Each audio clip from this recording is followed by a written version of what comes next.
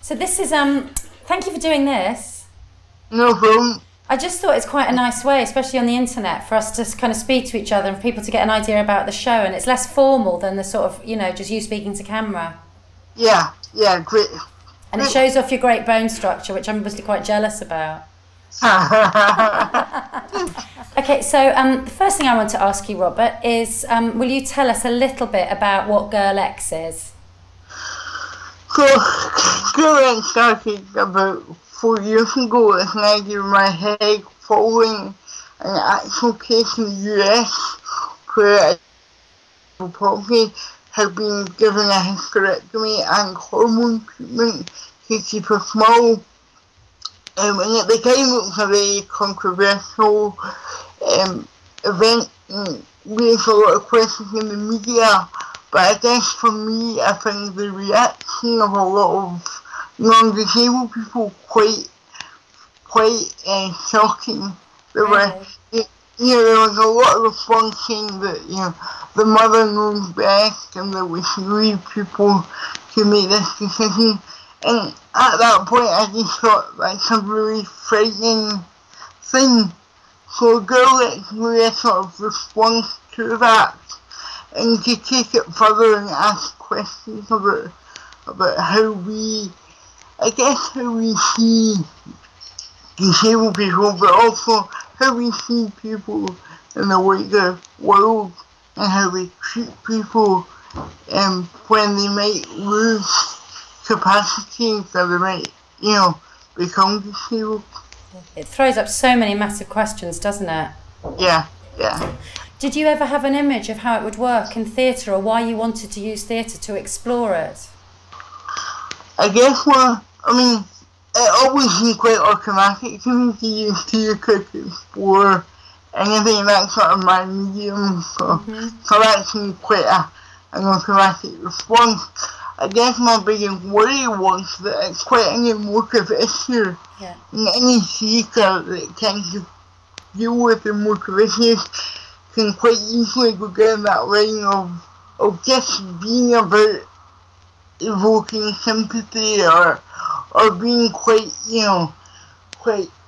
obvious in what it says.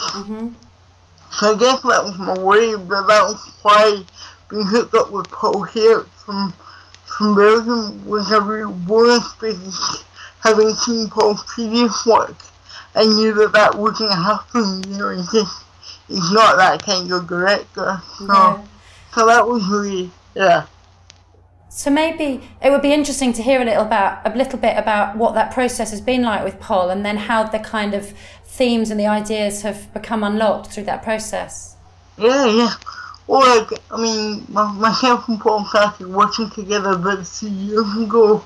We started working through that Gasper project, where we taught some acting students how to imitate cerebral palsy, which at some level seemed quite provocative and quite, why are we doing that? But actually it was a really interesting process to go through.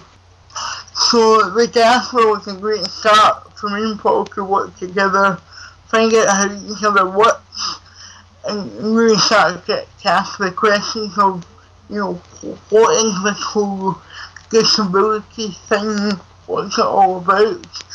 And then following on from that, we've just been meeting up sort of every 6 months or so to have development weeks and meet with people. We had a week of interviews with experts, so philosophy experts, medical experts, etc.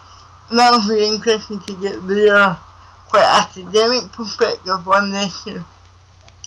But then to mix that with other perspectives, like a feminist or a comedian, to give it that sense of humanity as well. Yeah. So, over that 3-year period, we just keep meeting up and trying to develop the piece further. Yeah, and it's great, isn't it, to have the opportunity to be able to go down those complex routes and not worry if you end up in a cul-de-sac or something, and be able to go back. Completely. Yeah. No, that's great. I found the last development that you did in November incredibly exciting, which is kind of you at the heart of this debate with a kind of chorus of people challenging you to your ideas, and it felt really theatrical, very exciting, and a little taster of what the kind of piece will be, maybe. And interestingly, for a while, about a year ago, we very much together the route of creating a narrative and creating a story. And at some point that just felt a little bit false, whereas at the core of this piece is just the debate. Yeah. So Paul's whole question is, why not just put that debate on stage? Yeah. And hopefully, it's interesting that you found it really theatrical, because that was always the concern, that it wouldn't be theatrical enough.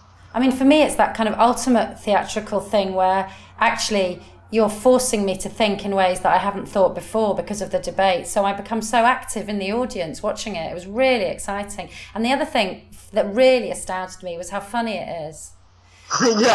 Because I think there's a real danger when you think about what this material is about, and it's so serious and it's so important and it's asking such big questions about humanity and injustice, that you think you're going to end up with something which is slightly hitting you around the head, which is PC, all of those things that, you know, we've had forced down our throats for years.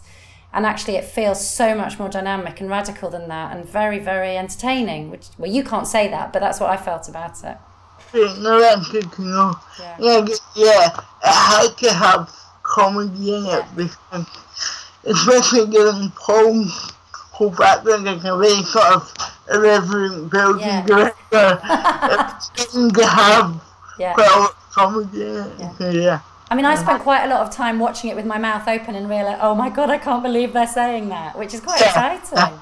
And I think they were quite reserved for that preview, so I think the end result might have quite a bit more. So that's really exciting, very exciting. Well, thank you so much, Robert. That's brilliant, and it's going to be brilliant that people on the website can kind of get a sense of it, I think. So thank you very much. Thank you. And I'll speak to you soon.